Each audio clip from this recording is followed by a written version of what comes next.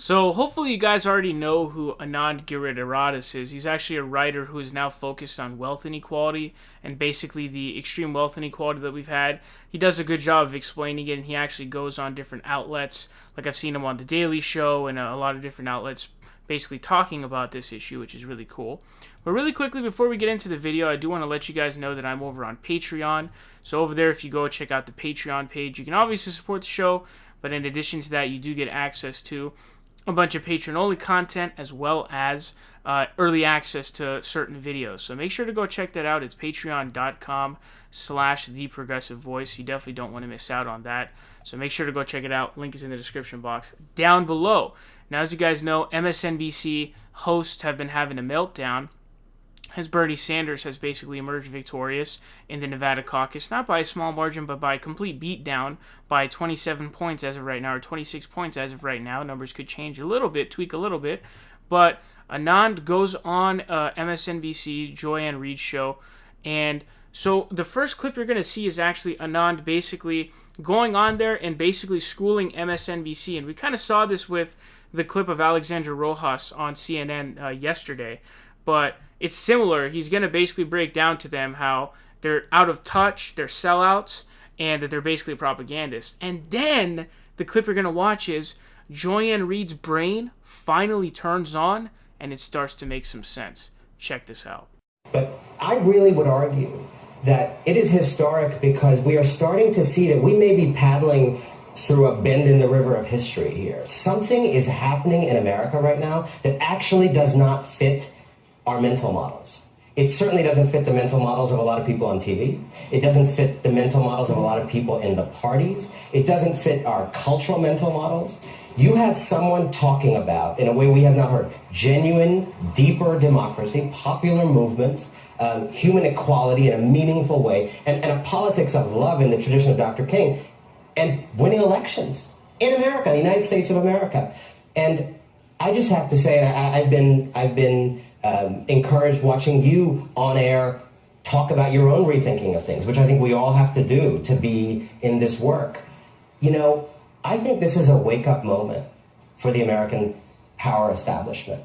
From Michael Bloomberg to those of us in the media, to the Democratic Party, to donors, to CEOs, many in this establishment are behaving, in my view, as they face the prospect of a Bernie Sanders nomination, like out-of-touch aristocrats in a dying aristocracy. Just sort of, how do we stop this? How do we block this? And there is no curiosity. Why is this happening?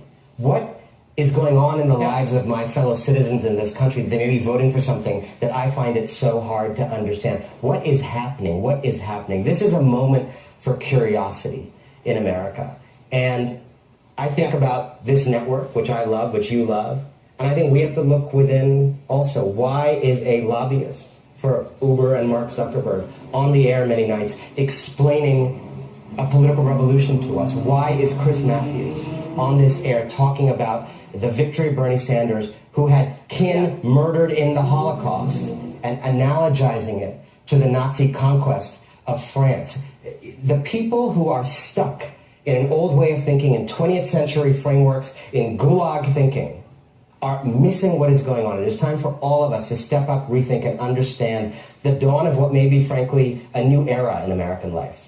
Well, you know, and I don't know who the lobbyist is, but I will defend my friend Chris Matthews that I don't think that he was trying to make it a sort of, you know, anti-Jewish sort of, you know, disparagement of Mr. Sanders. I think that what Chris, who I've known for a long time, I think what he's speaking to is that there is like a cultural revulsion to the idea of socialism among people of Chris's generation. You know, I hear it a lot, and it's interesting to me that for a lot of people, it's reflexive. It's you know, they grew up with the anti-USSR, you know, conditioning of this country post-World War II. That is who we always were. Even myself as a Gen Xer, we grew up doing the drills. I grew up in Colorado where we were 50 feet from ground zero until we will be nuked if Russia, you know, bombed us. So I think and you know that in America people merge communism and socialism into sort of one big bad other. And so I wouldn't, you know, go there with Chris. But I will say this. I think that one of the biggest tricks, one of the greatest tricks ever pulled on the world is for really rich people to convince the world that just being really rich made you superior to other people, and got everyone to buy it, right? They got poor people to buy it.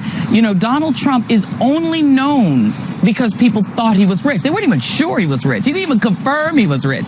But all he had to do was seem rich. I was growing up, people eagerly watched other rich people just live their lives in their homes and thought that was amazing. We have Real Housewives, and we watch people we perceive as rich walking around. Rich people have managed to do that, and while we're all watching them entertain us, they are taking the courts. They are taking Citizens United. They've taken our politics. They've taken this country. Donald Trump isn't out there helping working class people. He's making them broke while they are worshiping rich people who are getting rich. And so it is a trick. And I wonder if you think that maybe the Bloomberg on the one end of the spectrum and Bernie on the other is a sign that the spell is broken. That maybe people are like, hold on a second, rich people aren't giving me anything. You know, and then even Donald Trump saying, I'll give you racism, I'll give you racism. It isn't working anymore. That's so well put. I mean, that was just truly amazing. I mean, both of those clips were truly remarkable. The first clip you just saw there, basically, Anand explaining to them, hey, dude, and, you know, again, I talked about this in the Rojas video yesterday when she was on CNN, and she was basically saying, hey, guys, you don't really have people like me on here. You have people who are establishment insiders, people with already political reps within the Democratic Party, the machine, the establishment of both parties. You don't really have people like myself on, young people who are representative of Bernie Sanders. That's not what you're doing.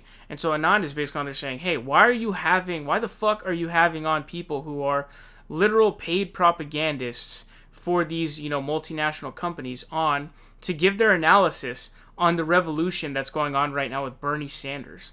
Like, are you kidding me? How does that even make any sense? What purpose does that serve? And how do you do that? You know, it doesn't make any sense. And so he's basically like, he's there to basically be the wake-up call. Okay, because right now, Joy Ann Reid and others, they're all pulling the fire alarm, okay, because something crazy is happening to them.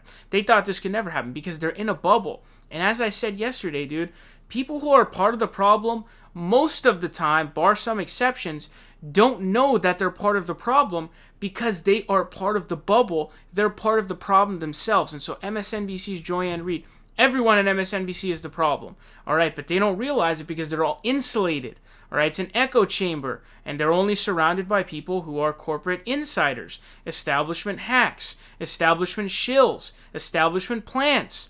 That's the people that they're around, and so they don't have any sort of, you know, awareness whatsoever. And so Anand is there like, dude, you realize what's been happening, right? And so this Nevada caucus victory, you know, on top of the Iowa victory and the New Hampshire victory, has now put it in their brains, because Bernie didn't win by Nevada by a little bit. He demolished, again, 26 points. That's an insane win that truly is incomparable. It really is truly incomparable. Like, it's unfathomable when you think about it. With so many candidates, he won by 26. Virtually insane, all right? And then watching Joy Ann Reid's brain function for the first time, I have literally never in my life seen a Joy Ann Reid clip where I was like, wow, she made a lot of good points. I always watch it. It always infuriates me. At one point, I had to block her on Twitter because her takes were so stupid. But the points she made there were really on point. That Red Scare point that she made about Chris Matthews, because this applies to the boomer vote. Remember, folks, we meme boomers into oblivion because it's the boomers who are not voting for Bernie Sanders. That's backed by statistics. And if you're a boomer who supports Bernie, I got nothing but love for you. Don't get offended because we're talking about the boomers who are not voting for Bernie Sanders, because that's the majority of them. 60 and over, 65 and over, we're like 50+% for Joe Biden. So those people are part of that Red Scare brainwashing. And once you're old, it's tough to convince someone to get out of that. It really is difficult. It really is tough to do. It's a very, very tough thing to do.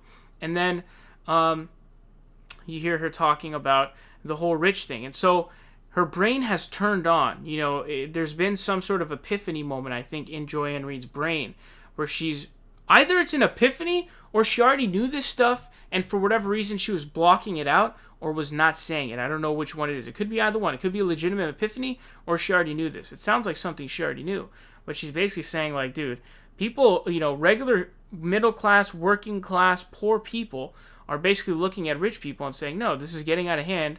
We're not going to praise you. You're not good for being rich. In fact, I would make the argument that once you get too rich, it's a bad thing. And I think it's, you know, undebatable, honestly, because, again, The studies are on my side. Studies show that wealth inequality, according to the Gini index right now, is way too high to the point where it's not beneficial even to rich folks. But it's definitely not beneficial to poor people because the bottom are deprived of education, which then results in them traveling over to rich neighborhoods and committing property crimes. And so basically, once wealth inequality gets too high, it ends up causing a lot of crime, and then that obviously destroys society as a whole.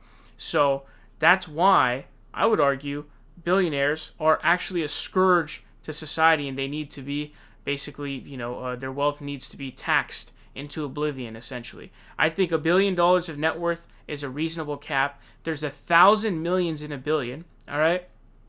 Think about that. So Michael Bloomberg, who's now running for president, right? There's 1,000 millions in a billion. That guy's worth 60 billion. So that's 61,000 millions, all right? So 61,000 millions. He spent, I think, 500 million right now. That's nothing to him, dude. He's got 59.5 more billion to go. That's nothing to him. That's pocket change. He could shit that out. He could literally shit that out, okay? It means nothing to him. And so once you get to that level, it's gone too far. And think about it, dude. Like, I'm trying to save capitalism, dude. And so to all the bootlickers who are, bootlicking for the extreme Jeff Bezoses of the world, you're not helping capitalism. I'm trying to save capitalism, kind of like FDR said, I don't want people, I'm the one preventing people from going in and putting their heads on a stake, trying to at least. So, I don't know why, if you're a supporter of capitalism, you would support uber wealthy, lunatics, basically, because they damage society and provide the end of capitalism be essentially inevitable. So I don't know why that would happen, but really interesting to see, man. Some crazy stuff going on in MSNBC, man. Definitely let me know your thoughts on this down below. Very curious to hear them.